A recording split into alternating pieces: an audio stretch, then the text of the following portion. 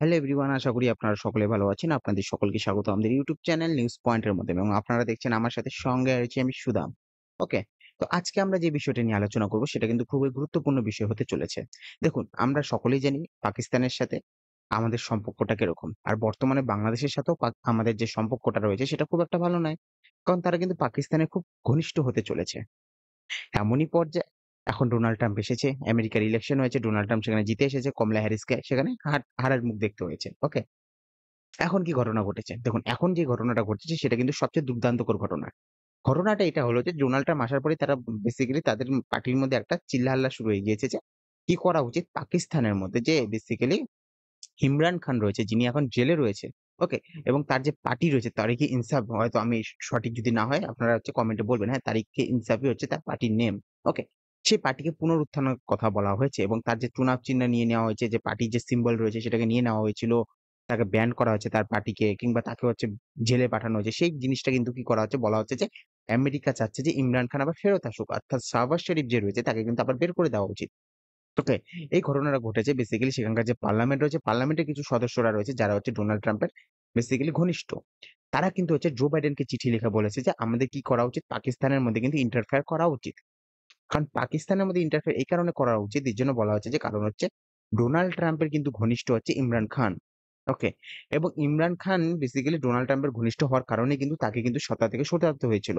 আপনাদের একটা কথা মনে করিয়ে দিই, সেটা হচ্ছে ইমরান খানের সাথে যে ভ্লাদিমির পুতিনের কিন্তু একটা পুরোপুরিভাবে মিটিং অর্গানাইজ করা হয়েছিল। কবে অর্গানাইজ করা হয়েছিল?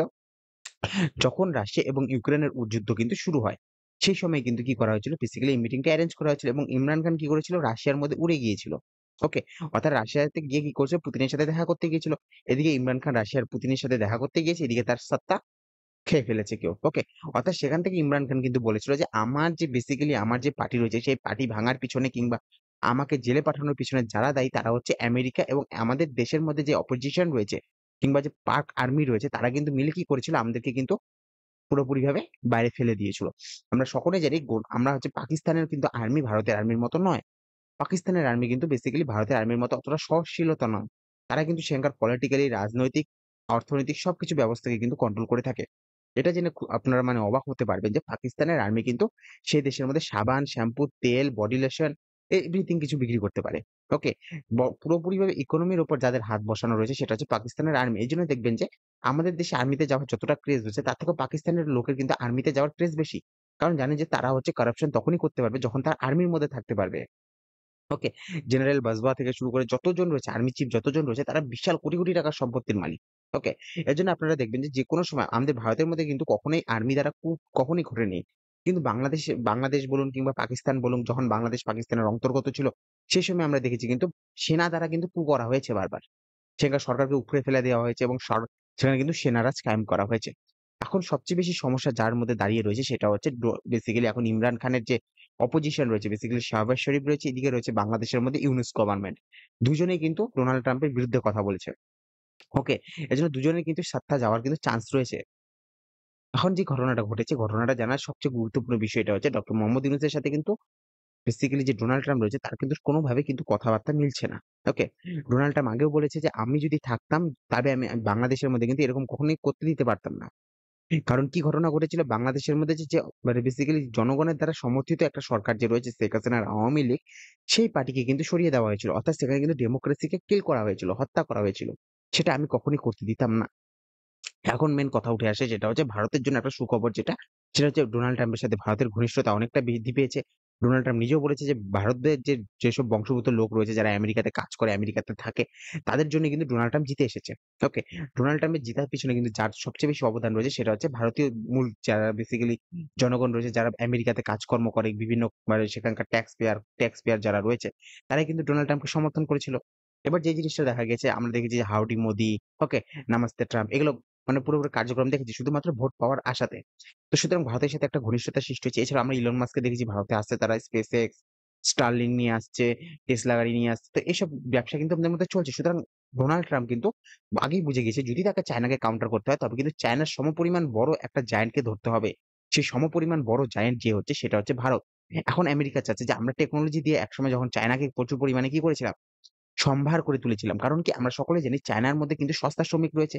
সেজন্য আমেরিকা কিন্তু নিজের জিনিসপত্র কিন্তু চায়নার মধ্যে তৈরি করত। তাই না? এখন যেহেতু তারা দেখেছে চায়না অর্থনৈতিক দিক দিয়ে অনেক এগিয়ে গিয়েছে। সুতরাং চায়নাকে কাউন্টার করার জন্য কিন্তু এখন কি করেছে? আমেরিকা কি করছে? ভারতের সাথে পার্টনারশিপ করছে। চায়নাকে আটকাতে চায়নার সমপরিমাণ একটা কারণ চায়নার জনসংখ্যা যত রয়েছে, ভারতের জনসংখ্যা তত রয়েছে। এর জন্য দেখা যাচ্ছে চায়নাও কিন্তু অস্বস্তিতে রয়েছে। এর জন্য অস্বস্তিতে রয়েছে কারণ চায়না কি করছে? ভারতের মার্কেট ইনভেন্ট করার চেষ্টা করছে। কিন্তু চায়নাকে কি করে দেওয়া হচ্ছে না? ভারতের মার্কেটে প্রবেশ করতে দেওয়া হচ্ছে না। সেই মার্কেটে যে ফায়দা রয়েছে, সেই ফায়দাটা নিতে দেওয়া হচ্ছে না। ওকে? সেখানে আমরা দেখতে পেরেছি যে বিভিন্ন জায়গায় যে ফরেন ডাইরেক্ট ইনভেস্টমেন্ট আছে, এফডিআই যেগুলো রয়েছে সেগুলো যখন আসছে, সেগুলো আগে গভর্নমেন্ট রিভিউ করছে তারপর সেগুলোকে কিন্তু মঞ্জুরি দিচ্ছে। সেখান থেকে চাইনিজ গভর্নমেন্টের যে বেসিক্যালি চাইনিজ যে ব্যবসায়ী যারা রয়েছে তারা কিন্তু বারবার এটা মানে অভিযোগ লাগানোর চেষ্টা করছে যে, ভারত সরকার কি করছে যে এফডিআই এর উপর কিন্তু প্রতিবন্ধকতা করার চেষ্টা করছে। যে যেসব এফডিআই আমরা করতে চাচ্ছি সেসব এফডিআই কে কিন্তু নিষেধাজ্ঞা জারি করেছে। এছাড়াও আমরা দেখেছি চায়নার বিভিন্ন অ্যাপকে কিন্তু কি করা হয়েছে? বন্ধ করা হয়েছে। বিভিন্ন অ্যাপ যেগুলো হচ্ছে ডাটার বিচ করত বেসিক্যালি। ডাটা এখান থেকে নিয়ে চায়নার গভর্নমেন্টের কাছে পাঠাতো। কারণ আমরা সকলেই জানি চায়না একটা কমিউনিস্ট দেশ। এবং কমিউনিস্ট দেশের মধ্যে কি ঘটনা ঘটে থাকে বেসিক্যালি সেখানকার সরকার কিন্তু সবকিছুকে কন্ট্রোল করে থাকে। এবং চায়নার মধ্যে যত বড়, বড় কোম্পানি রয়েছে সেই সব কোম্পানিগুলোকে কন্ট্রোল কে করে থাকে? সেখানকার গভর্নমেন্ট। সেখানকার গভর্নমেন্ট চাইলে সেই সব কোম্পানি থেকে কিন্তু ডাটা নিয়ে আসতে পারে। তার সবচেয়ে বড় উদাহরণ হচ্ছে একটা কোম্পানি সেটা হচ্ছে আলিবাবা। আলিবাবার কাছে কিন্তু কি চেয়েছিল? ডাটা চেয়েছিল। আলিবাবার ফাউন্ডার কে জ্যাক মা। জ্যাক মা কিন্তু সেটা মানা করেছিল। এবং জ্যাক মা কিন্তু এখন হারিয়ে গিয়েছে। চায়নার মধ্যে ১ নাম্বার বিলিনিয়ার কে ছিল? Basically Jack Ma. সেই জ্যাক মা কিন্তু এখন মার্কেটে নেই। তাকে এখন খুঁজে পাওয়া যাবে না। বলা হচ্ছে তিনি সন্থ হয়ে গিয়েছেন। অর্থাৎ সাধু সন্ন্যাসীর রূপ নিয়ে নিয়েছেন। তিনি আর এখন ব্যবসা বাণিজ্য করেন না। ওকে। এরকম ঘটনা ঘটেছিল Tencent গেমের সাথে। Tencent গেম কিন্তু চায়নার বড় একটা কোম্পানি। যে বেসিক্যালি আগের যে PUBG ছিল সেই PUBG কিন্তু কে বানাতো? Tencent গেম বানাতো। সেই Tencent গেম কিন্তু কি করছে? এখন Tencent গেমের উপর কিন্তু পুরোপুরিভাবে কব্জা কার রয়েছে? চাইনিজ গভর্নমেন্টের। সেজন্য কিন্তু আমাদের দেশের মধ্যে PUBG র মতো বড় একটা কোম্পানিকে কিন্তু কি করা হয়েছে? কোম্পানি তো বলব না গেম। সেই গেম কোম্পানির মালিক কে ছিল? Tencent game. ওকে। এখন ক্রাফটন এসেছে। ওকে। সেই Tencent গেমকে কি করা হয়েছে? বের করে দেওয়া হয়েছে। তো ভবিষ্যতে কি হয় সেটা দেখার বিষয় রয়েছে। কিন্তু ডোনাল্ড ট্রাম্প আসার পরে কিন্তু দেখা যাচ্ছে যে ইমরান খান এবং সাথে যে বাংলাদেশ রয়েছে, বাংলাদেশের ডক্টর মোহাম্মদ ইউনূসের কিন্তু সমস্যা অনেক বৃদ্ধি পাওয়া চলছে। ওকে। তারা ভবিষ্যতে কি করবে জানি না। কিন্তু এখন মনে করা হচ্ছে যে ডোনাল্ড ট্রাম্প যেহেতু পুতিনের একটু ঘনিষ্ঠ কারণ আমরা সকলেই জানি এইটা অ্যালিগেশন বারবার লাগানো হয়েছে যে আমেরিকার ইলেকশনে কিন্তু রাশিয়া পুরোপুরিভাবে ইন্টারফেয়ার করে। আর ডোনাল্ড ট্রাম্পকে জিতানোর পিছনে কিন্তু রাশিয়ার কিন্তু ইন্টারফেয়ার রয়েছে। কারণ ডোনাল্ড ট্রাম্প একজন ব্যবসায়ী লোক। ওকে। তিনি শুধুমাত্র ব্যবসা বুঝে। এজন্য কিন্তু রাশিয়াও চাচ্ছে যে আমেরিকার সাথে ব্যবসা করতে। তো ভবিষ্যতে কি হয় সেটা দেখার বিষয় রয়েছে। আপনার কতটা মনে হয় যে ডোনাল্ড ট্রাম্প কি এগুলো করতে সক্ষম হবে?